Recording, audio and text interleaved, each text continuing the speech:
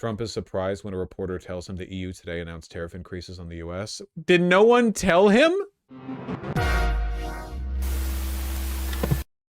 Increases in the EU also announced increases in tariffs today. Why not treat bad timing for them? That's bad timing. Why not? They said They didn't put them in. No, they threatened them, but they picked a later date, which our expectation is it's going to be later still. Okay, good. I'm glad that they held back. Wait, did he actually not know? Wait, that seemed like it was genuine. He was like, wait, did they really? That's a bad time for... How is it a bad time for them? He put them in. Also, can I get this video feed, please? I don't see it on the White House live stream. I don't see it current. Go ahead. Yes, sir. So the Senate confirmed Governor Huckabee to be your next ambassador to Israel earlier today. Great, great. That's his commission as ambassador. And then we also have a transmittal letter to the president of Israel requesting that he accept Ambassador Huckabee's credentials. He's going to be fantastic. He's going to bring home the bacon. And then Even though bacon isn't too big in Israel. I was gonna say. That's just the third letter. I had to clear that up. Still got it. Okay. Thank you, sir. Congratulations to Mike Huckabee. Next, sir, this is a big one. As you've consistently identified, restoring our maritime dominance as a nation is very important, from shipbuilding to... Okay, I want to get to the media questions, not to the EOs. During my first term, rebuilt it entirely, beautiful. And then some was given away to Afghanistan so stupidly, the most embarrassing day in the history of our country, I think. But it's still, we have to fix it up a little bit. And that's what we're going to do. We're going to do a good job of it, too. Thank you. Next up, sir, we have a series of executive orders and a memorandum all relating to deregulation, which has obviously been a major priority of your administration. That EO you just skipped was him removing levies on ship pollution. I'm surprised he hadn't done it already. The first of these is an executive order. The Biden administration launched what you've called a war on showers. They had certain regulations that basically killed the water pressure of showers and other water appliances. You can say it. Go ahead. What are the appliances? I mean, it's everything, sir. Sinks and toilets, dishwashers, toilets, sinks. But the shower heads are a huge There's no deal. water.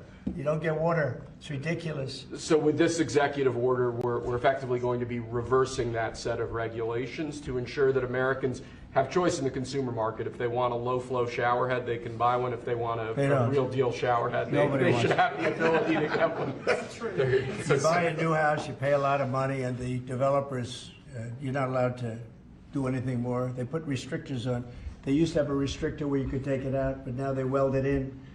And you take a shower or wash your hands, whatever you do, including dishwashers where no water comes out. But you wash your hands, and in my case, I like to take a nice shower to take care of my beautiful hair. I have to stand under the shower for 15 minutes till it gets wet. It comes out drip, drip, drip. It's ridiculous. And what you do is you end up washing your hands 5 times longer. So it's the same water. And we're going to open it up so that people can live, and we're going to hopefully have Congress approve it. This is so relatable. Yeah, I'm here for this. We're going to try and get all of these things, including straws, a little thing like straws. We did straws a month ago, where the paper straws were melting. They were dissolving. They weren't working well. And we went back to the plastic straws. We're going to get Congress to memorialize just about everything we've done here, because most of it's common sense. But the water is horrible. When you go into anytime you see a new faucet, you know it's going to be a long wash of the hands. And so we're changing. It's a big deal. I did it in the first administration. Biden came in his first week, and he had no idea what he was doing, but somebody told him to do it. In his first week, he put the restrictions on all the bathroom utilities. Even in areas that have so much water, they don't know what to do with it. You see those areas all the time with the flooding. So we're doing that, and we're going to get all of the things that you've seen, I think we set a record. We're up to almost 200 and 500 amendments. Nobody's ever done that many. We're going to get them approved by Congress so they're memorialized. And we look forward to doing that. Very important. And Congress is going to start working on it as soon as we get the big, beautiful deal done. The big, beautiful deal is important. The biggest tax cuts in the history of our country, that's important.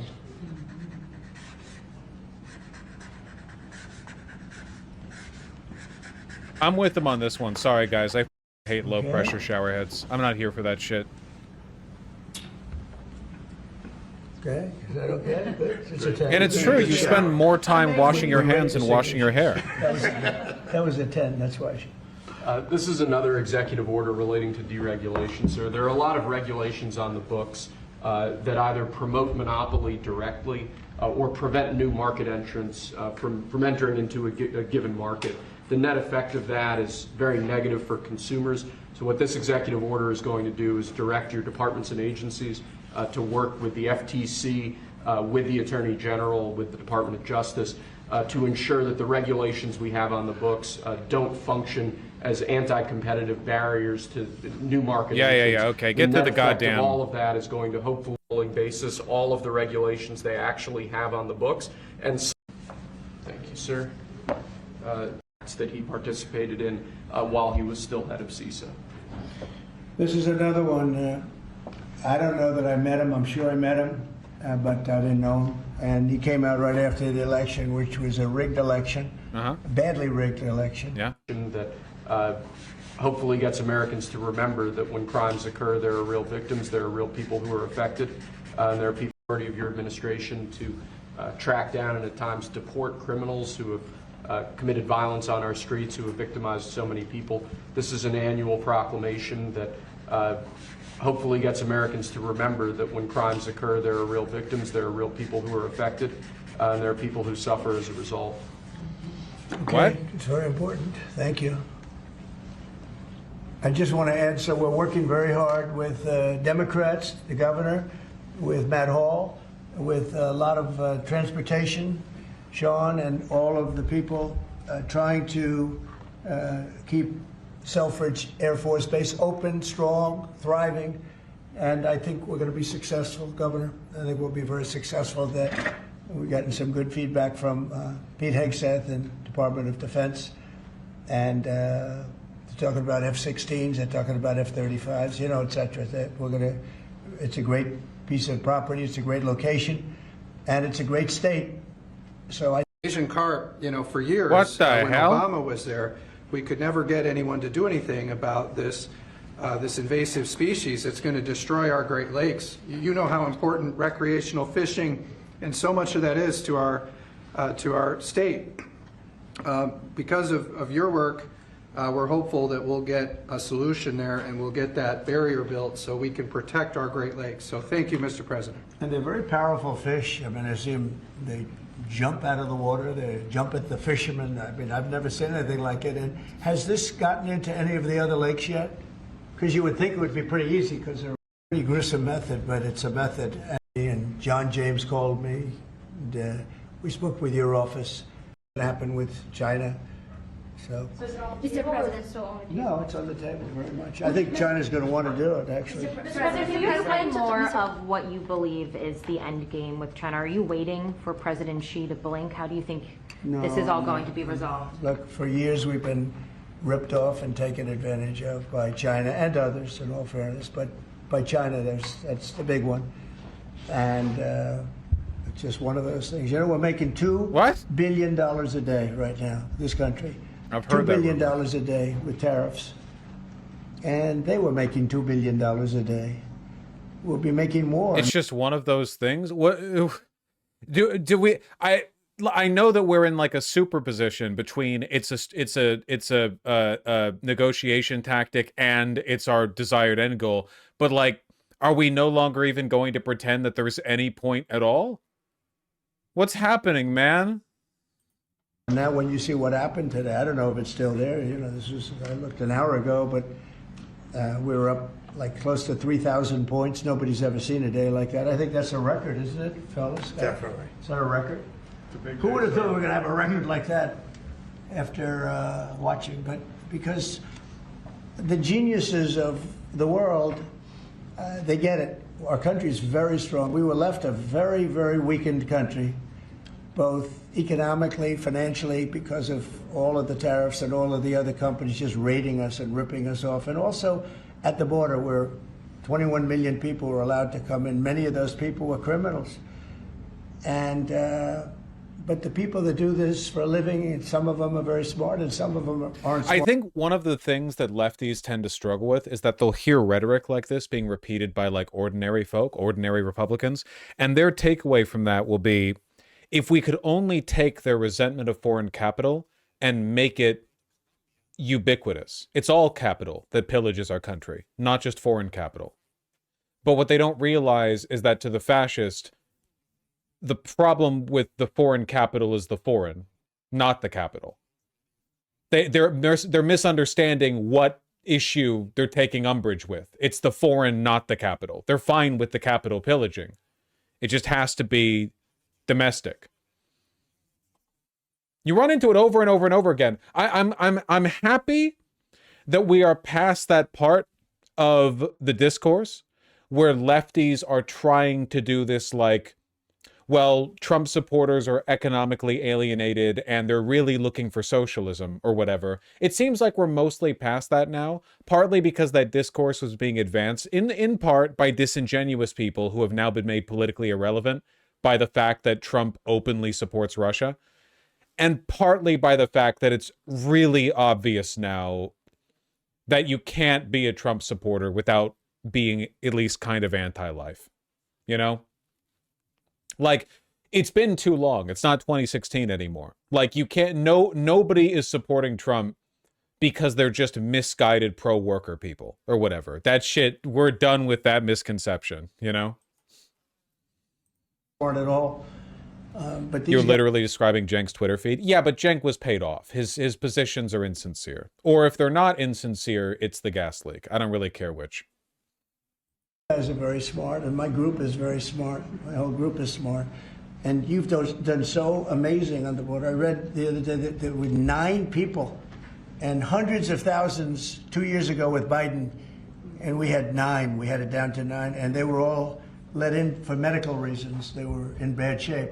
We let them in for medical reasons, not even for anything else. So you've been amazing. But that's a big thing. I think it's one of the greatest problems that I've never seen anything like it.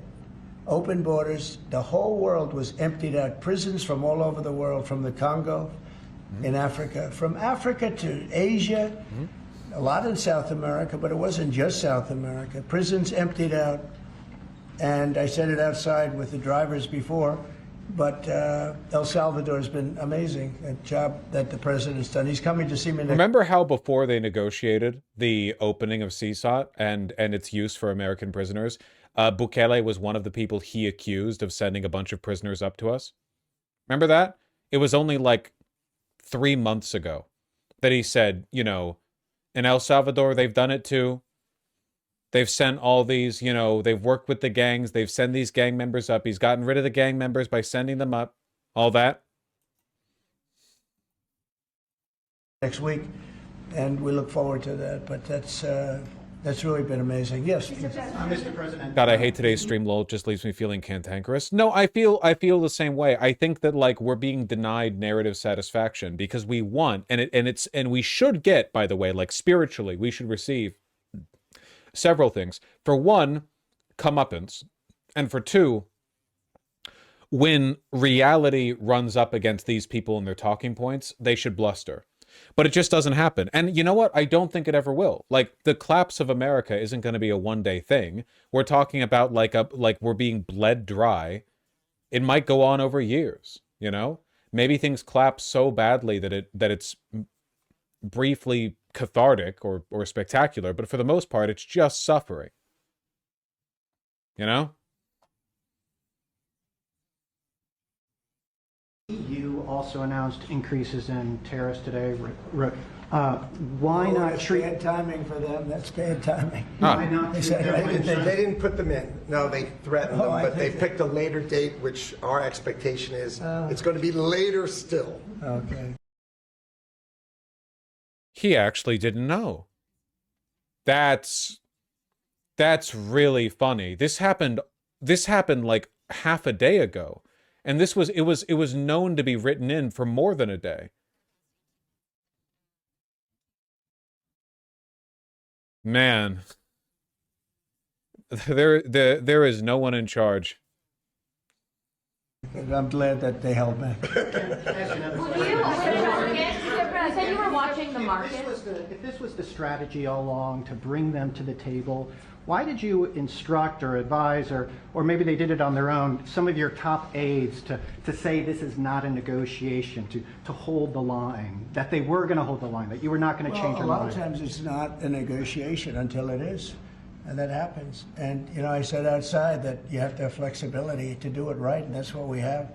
We brought everybody to the table, and it may not be a negotiation. It may not last. I mean, you know, things may be asked that I think are not fair to us. Look, we've been ripped off by essentially everybody for 35 years. This is not just a new thing. And Roger Penske just left. He's a great gentleman, great man, actually. And he said no other president would have had the guts to do this. And I believe that's right. They wouldn't have done it. They should have done this a long time ago. A long time ago they should have done it. I started it with China. I took in hundreds of billions of dollars in tariffs and taxes from China in my first term. And we had the greatest economy. We were up 88% on the stock market. That was the greatest ever in the history of our country. But it had to be done. It's something that had to be done.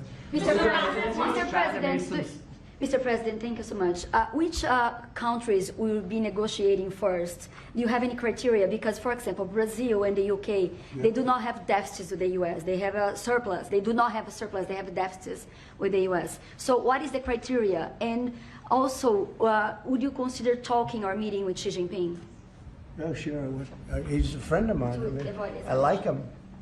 President Xi, I like him. I respect him. But they haven't treated our country right. Sure, I'd meet with him.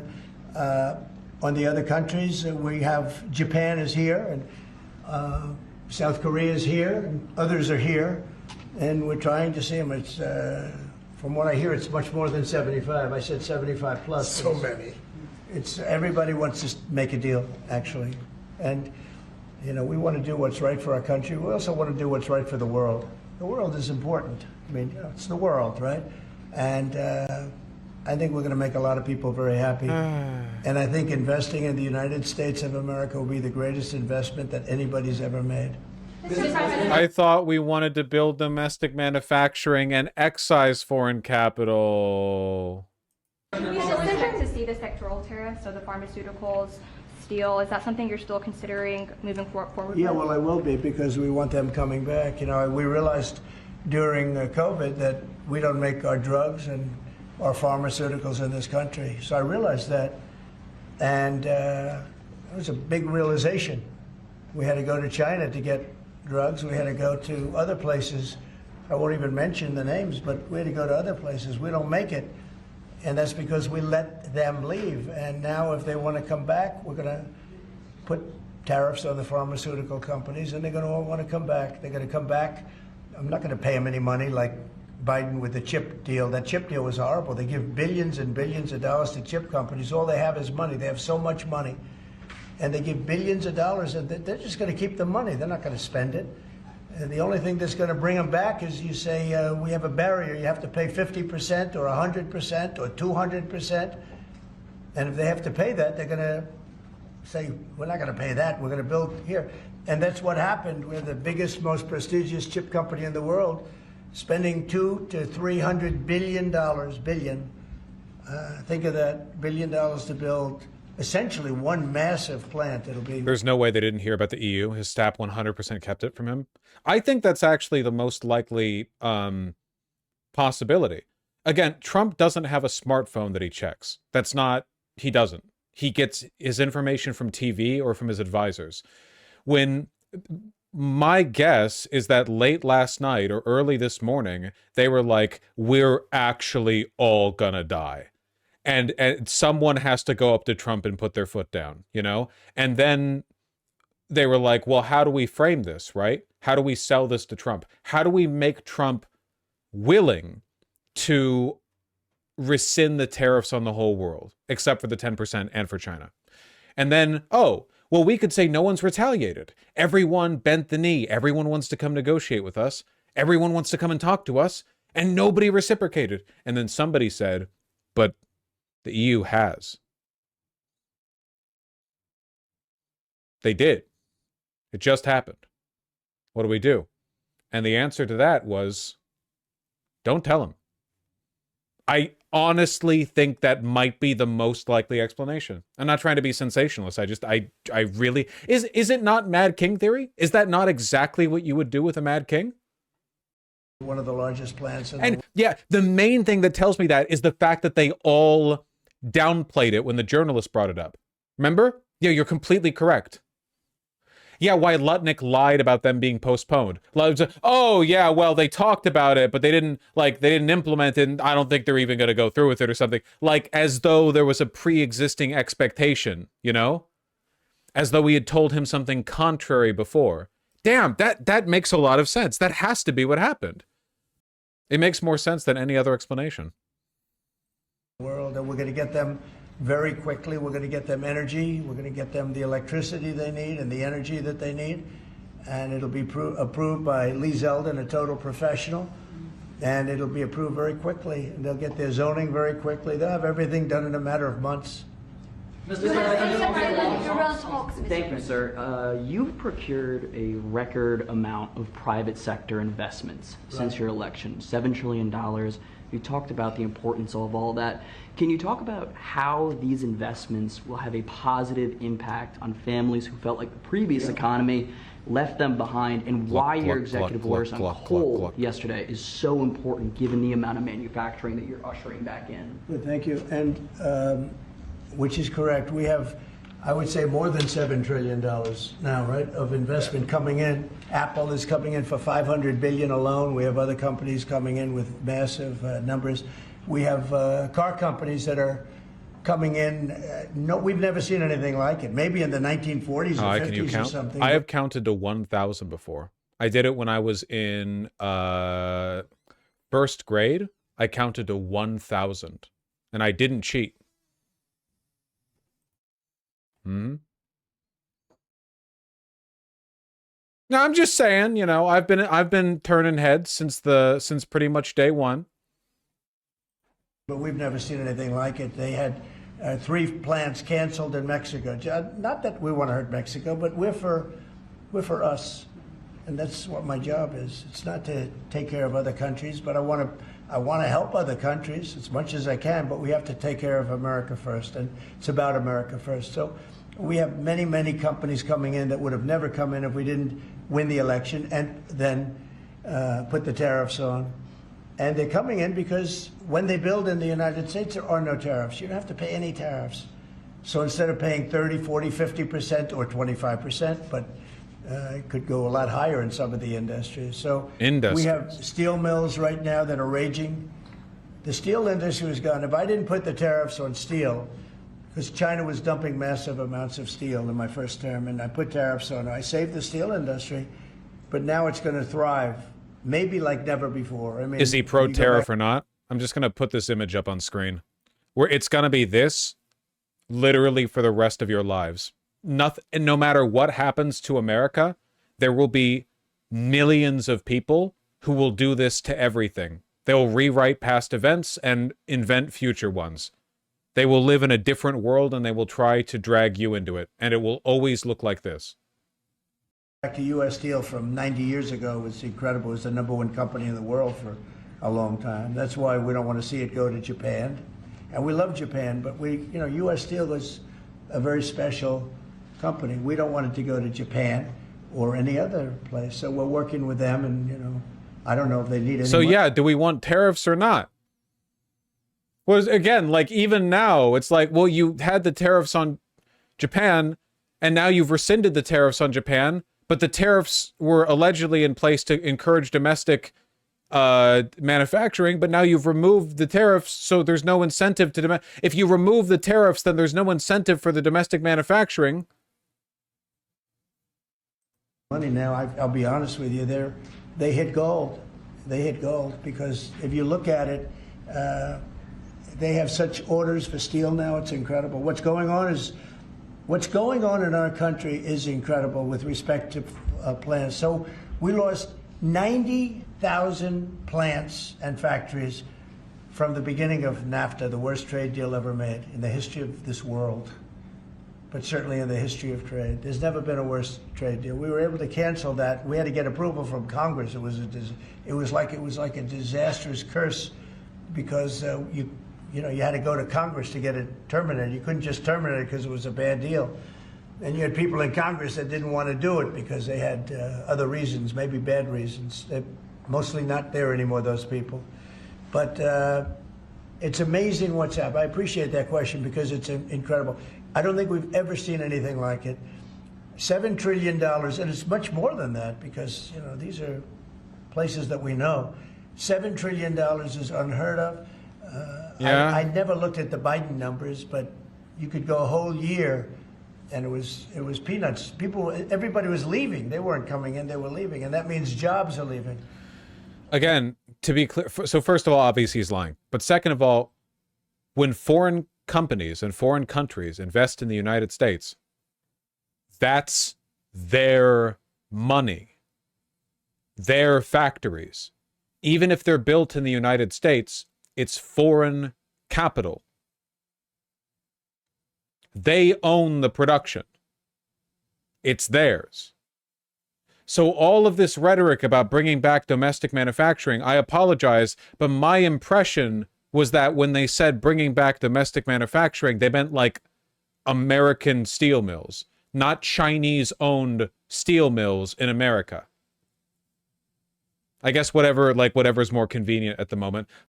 At least like Foxconn owns its own factories in China. It's not like Apple owns the factories in China. They contract to Foxconn,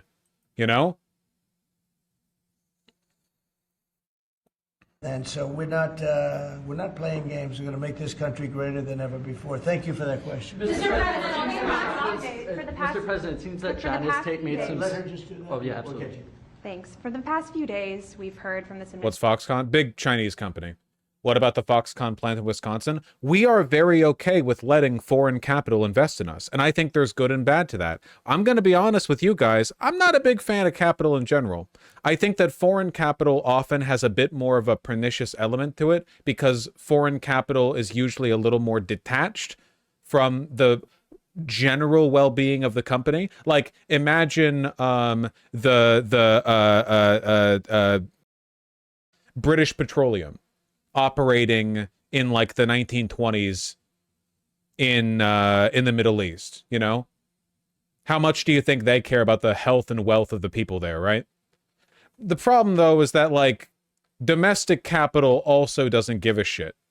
Like, it's not like Walmart is opening up new stores and, distribution centers and they're like, yeah, we're really doing this to improve the to improve the lives of the people who live here.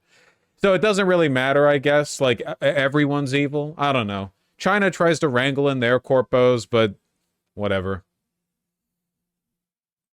Administration, no pause.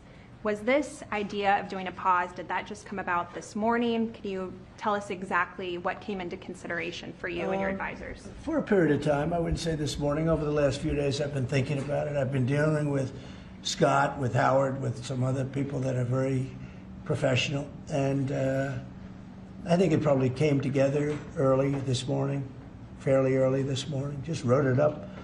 We didn't have the use of, we didn't have access to lawyers, or we just wrote it up from our hearts, right?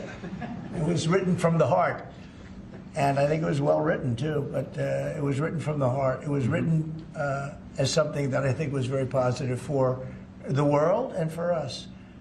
And we don't want to hurt countries that don't need to be hurt. And they all want to negotiate. The only problem is, you can only do so many at one time. It's like, we want to do it right. We want to get it right. We want to take care of them, but we have to take care of our country. So, but this was something certainly we've been talking about for a period of time, and we decided to pull the trigger, and we did it today, and we're happy about it. I didn't know it would have that kind of an impact, but it's, you know, I think they have the biggest increase in the history of the stock market. That's pretty good. That's pretty. You're almost, you know, if you keep going, you're going to be back to where it was 4 weeks ago. But it was a sick market 4 weeks ago. Wait, you can't say that. You can't. What a great day of the stock market. If they hopefully it keeps it up to undo all the damage. Well, you can't admit that. Again, I know I just showed it, but please keep in mind that the biggest positive stock market days have been during economic crises because the market desperately tries to buy a dip because they think the dip is too early. Like literally 2008, 2020, and then the Reagan 87 crash. It's indicator down. Oh, never mind, we're so back. We're not back at all. Like that's the fact that it's getting posted alongside these 5 other. It's gonna keep happening. This is not the only day we're gonna see the whiplash. You know, it's so over, we're so back. It's gonna keep happening. So be ready for that. It's gonna keep happening. You know, because this trade was sick. It was only a question of time. I don't blame the tariffs. I think the tariffs just sort of magnified what was happening. It was sick. Biden allowed these people to get away with murder. Biden allowed China to just take advantage of us. We had like $1 trillion deficit with China, $1 trillion deficit. So that was going to only be a matter of time. I think the tariffs brought it out faster and they magnified the problem. But I think this was a problem that existed far beyond tariffs. This was a systemic problem. And that might be one of the biggest indictments the financial system have ever seen. But keep in mind, the only time we've gotten real pushback on the market was through FDR. FDR and his Democrats were the only who came to power after a big, obviously irrational market crisis, and they were like, we're going to put some rules on this shit, okay? We're going to rein it the in. We're going to make subservient the capital class to our political will, and then we enjoy the greatest period of prosperity arguably ever in all of human history. The boom of relative productivity and the skyrocketing quality of life that we got post FDR, post World War II, was its own miracle, and then we traded it away. We got rid of it. Yeah, we went from nothing to a superpower with an exceptionally high quality of life.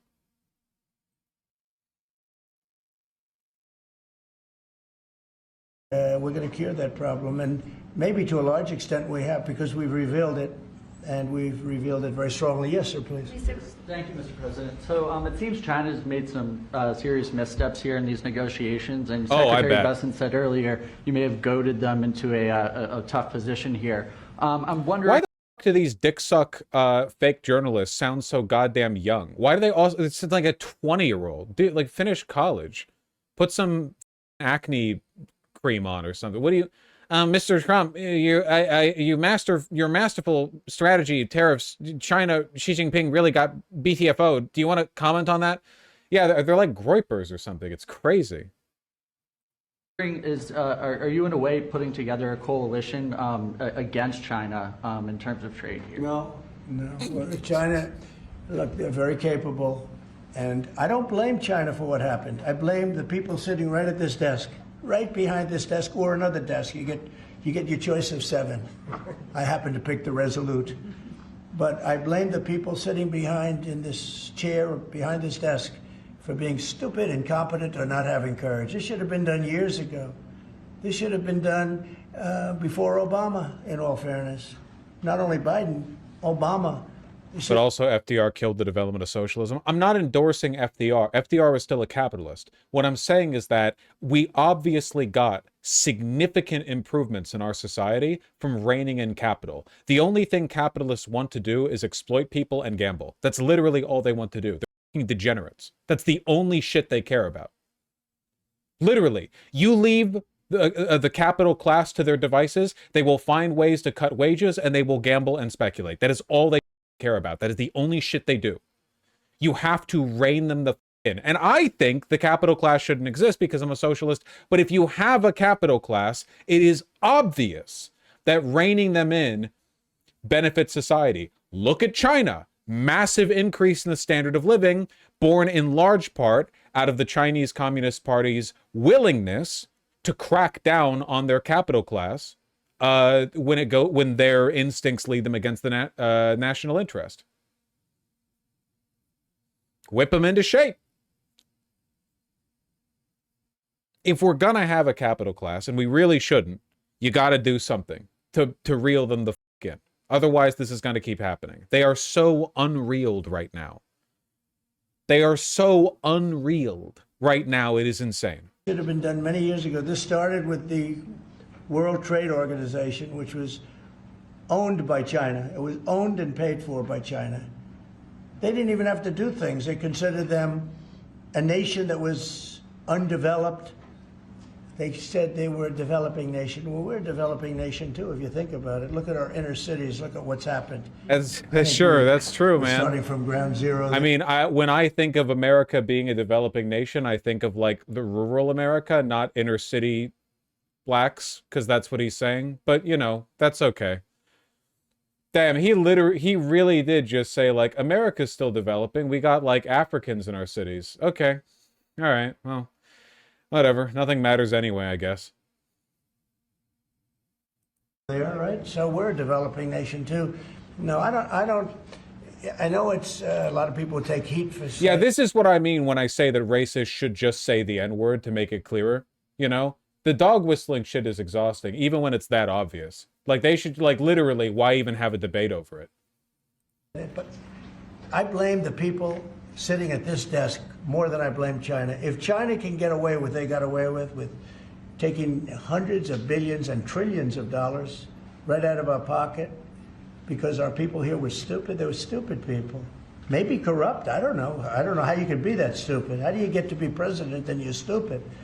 But they certainly weren't courageous, and they allowed this to happen. And with Japan and with many other countries that took advantage of us. I mean, we had deficits with almost every country. I used to read these things. The first term I'd read them. I'd actually read the agreements. I'd say, how could anybody agree to this stuff? So certainly they were rough, and they were tough, and they were smart.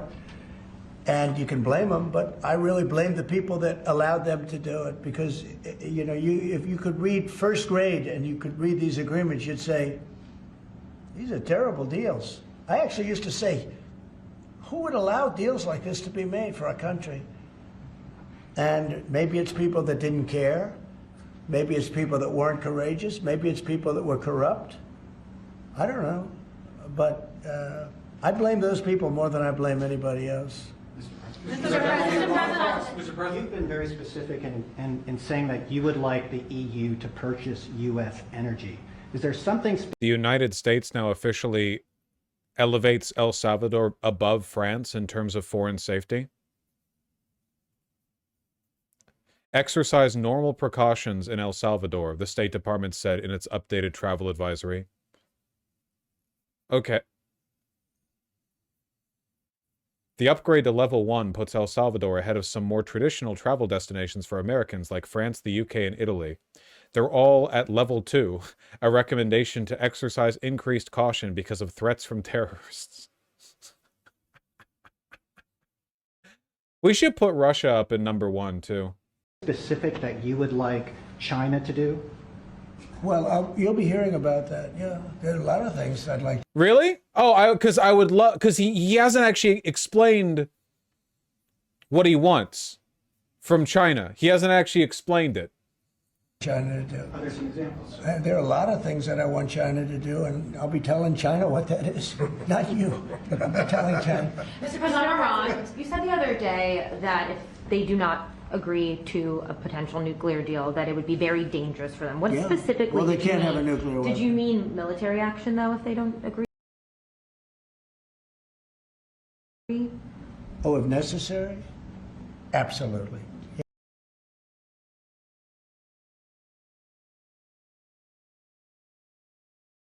Me Googling what are bone spurs and how do you fake them? Oh, we're gonna die. Oh, man. That's crazy. Yeah. And do you have a deadline for these Yeah, talks? I do. And You're talking about with Iran? yeah. Yeah, You're I saying do. it's not Do you want something negotiable. definitive this weekend, or do you see this as the start of a process? It's a start. Do you have a timeline? We have a little time, but we don't have much time Who is starting the because we're not going to let them have a nuclear weapon. Is Can't it let them have a awkward to nuclear be weapon. there, Mr. President? And we're going to let them thrive. I want them to thrive. I want Iran to be great. The only thing they can't have is a nuclear weapon. They understand that. You know, the people are so incredible in Iran, and they're so smart. They're very smart people. But, you know, they're in a rough situation, rough regime. But they understand. It's kind of the president can dictate trade deals. Not to like belabor the point, I guess, but just keep in mind that a lot of what he's been doing with regard to foreign deals and trade and budgetary spending has been either dubiously legal or outright illegal. Like the whole unitary executive theory has been building up, or that thing has been building up for a while. Keep in mind it still takes Congress to declare war. Like an act of war has to be approved by Congress via a declaration, but it also like doesn't matter because everything we do is now a special military operation. It's all like police actions or whatever. Even as we like, you know, move troops outside of Iran, we bring entire carrier groups to shell the Houthis, which is unambiguously an act of war. You know, none of it matters because we've been like bit by bit over decades, we've ceded so much power to the president.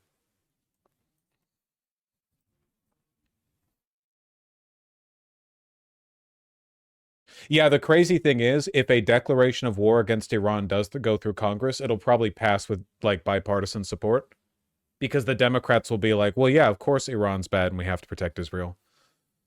And the leaders understand. And I'm not asking for much. I don't, they can't have a nuclear weapon. And I've said that.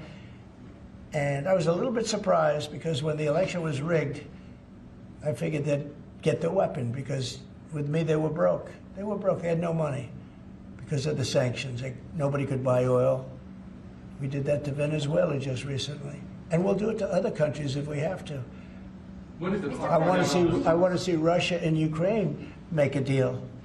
They got to make a deal. When schools get blown up and bad things happen, like I'm hearing about, it's no good. I hope we're going to make a deal with Russia and Ukraine.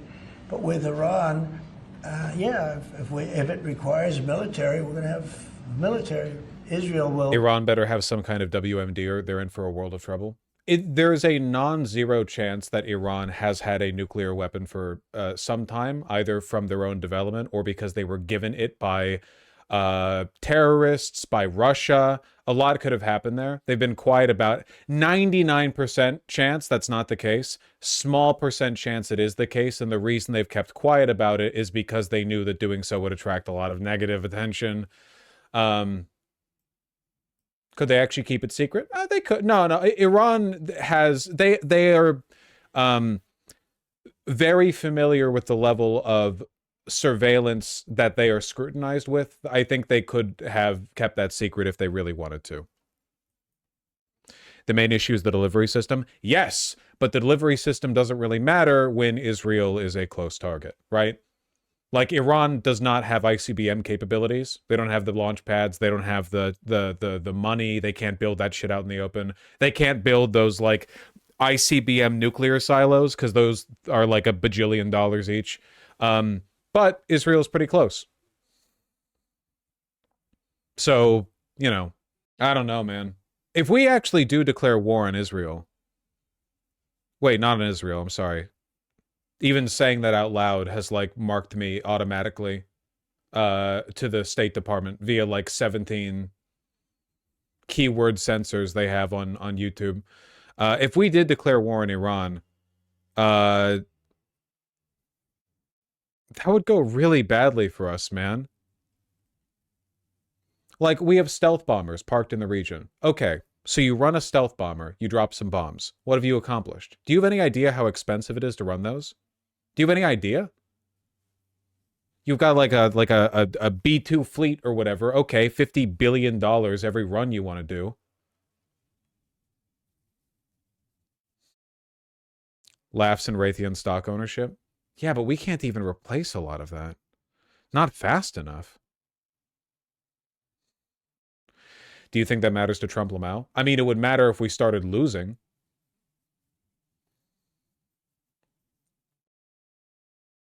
It would be more akin to Vietnam than Iraq. And they would only have to, like, get tiny gains to win out economically.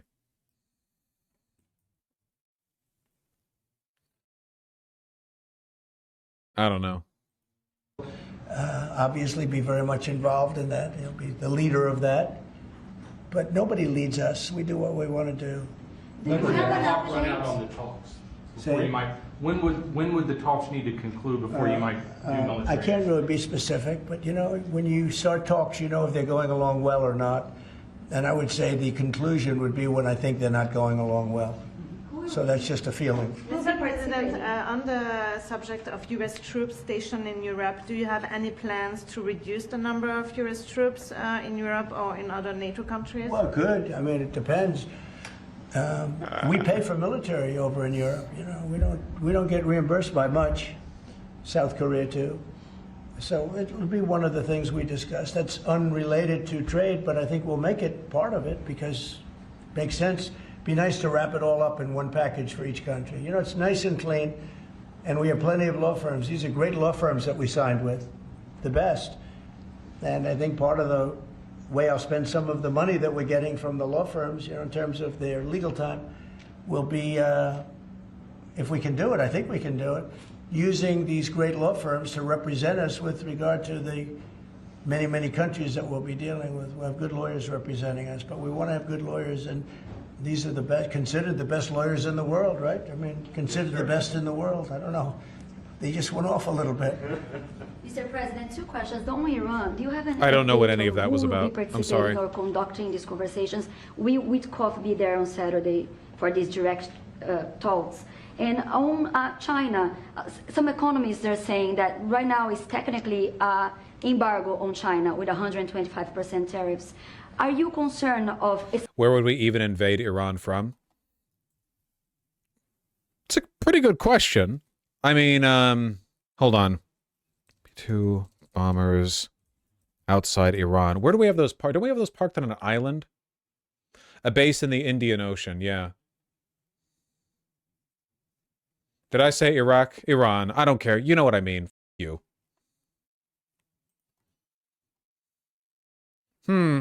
Not so stealth now, are we, B-2 Spirit Bombers? I can see you just fine. Doesn't Trump think that stealth bombers are invisible?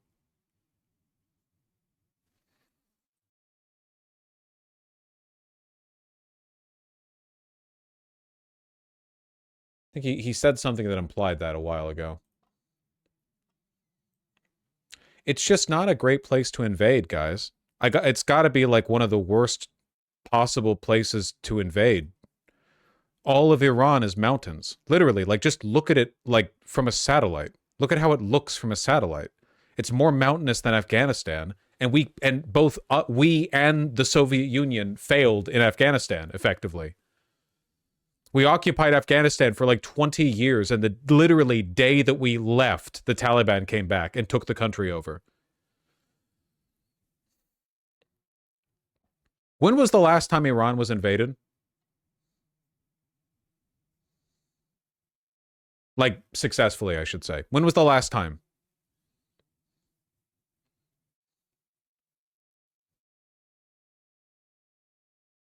Iran-Iraq war? Well, that didn't go well for Iraq, like, in terms of holding territory. World War II?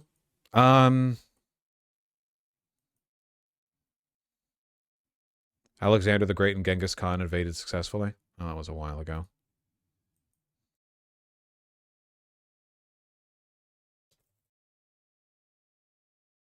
Yeah, I guess you have to go... The last that I'm thinking of are, like, basically the Ottoman invasions that meet the standards that I'm thinking of. I don't know.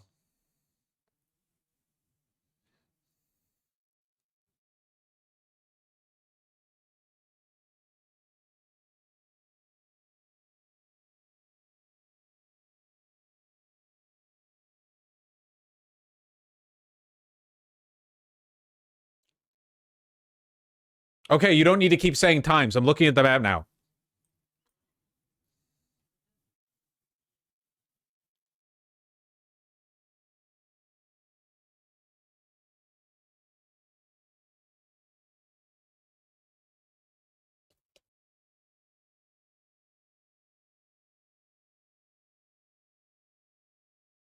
Type shit.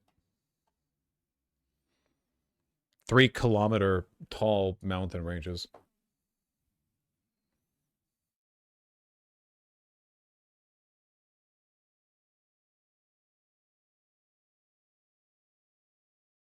Soviet Anglo invasion was kind of a passive invasion, like the British invasion of Iceland.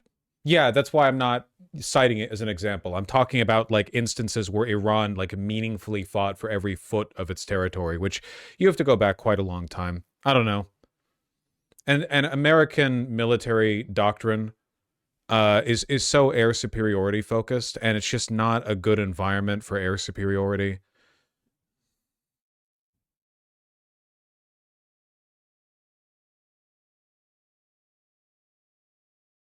I don't know. We'll see if it actually happens.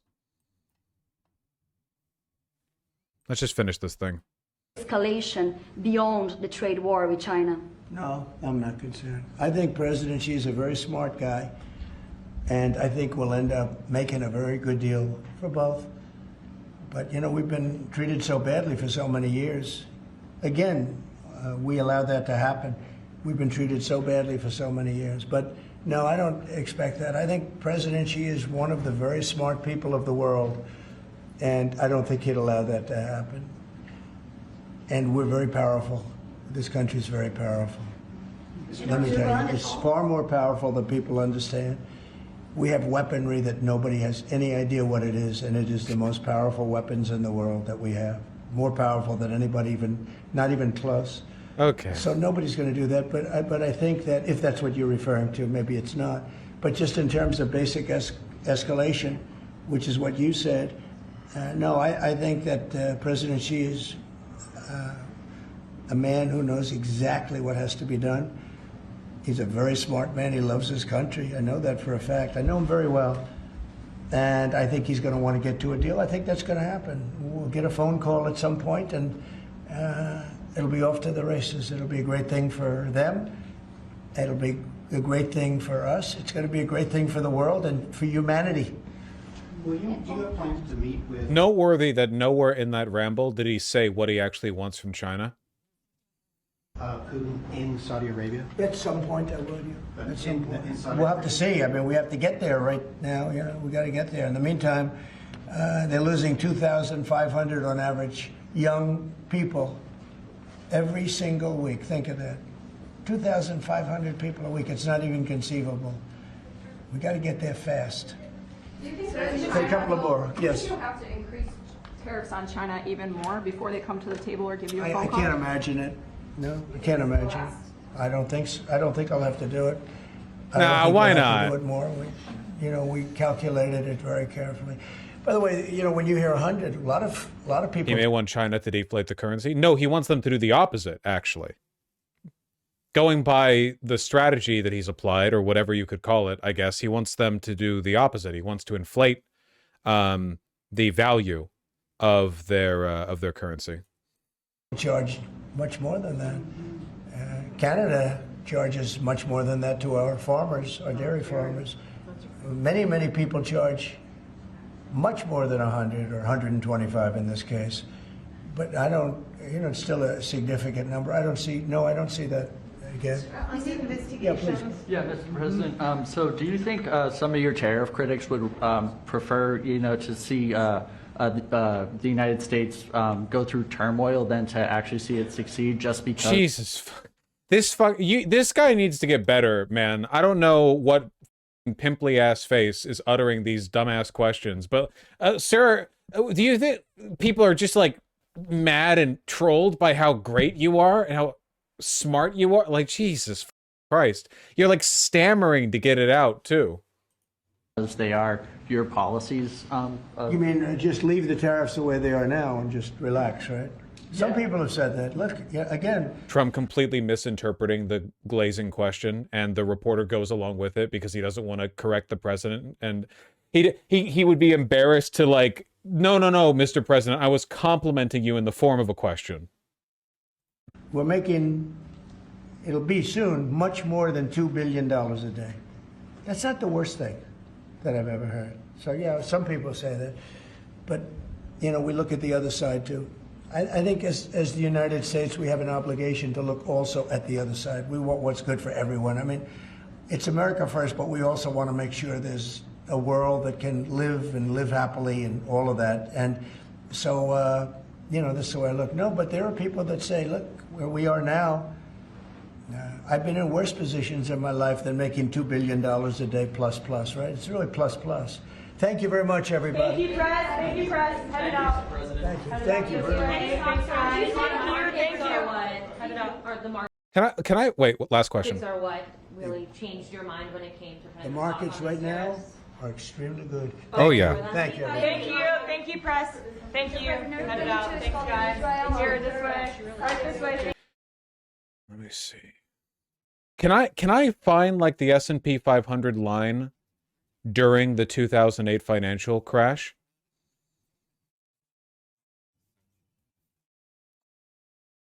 I want to see like specifically what it looked like. Now I know it dropped like 50%, but I want to see like what the line looked like.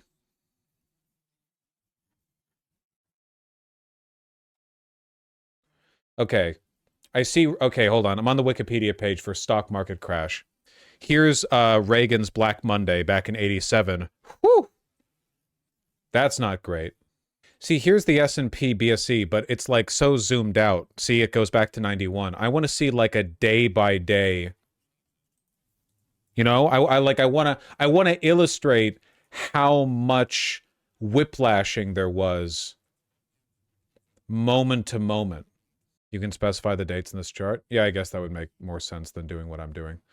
What time range do I want to look for here? Let me see. Because I know the bear market lasted a while, but I wanna talk more about like the area with the most volatility.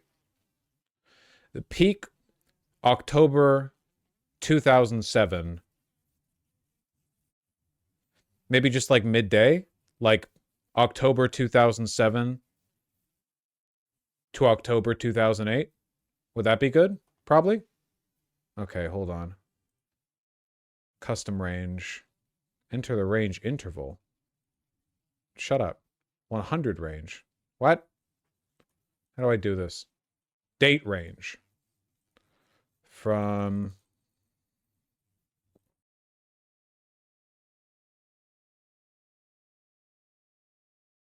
October 2007 to... Shut up, I'm doing this. October... We'll go November 2008.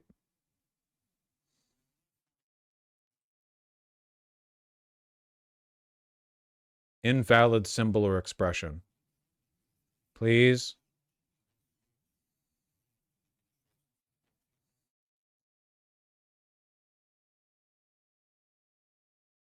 All right, here we go. You can use this for free. You can shut up for free. Actually, the immediate whiplashing wasn't as significant as I expected it to be. You've got a decline here. Right here, you've got a huge boom up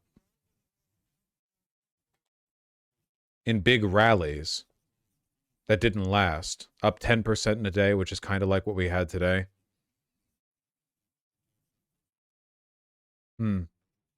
But not up to baseline? Well, I mean, no. It's the 2008 financial crisis.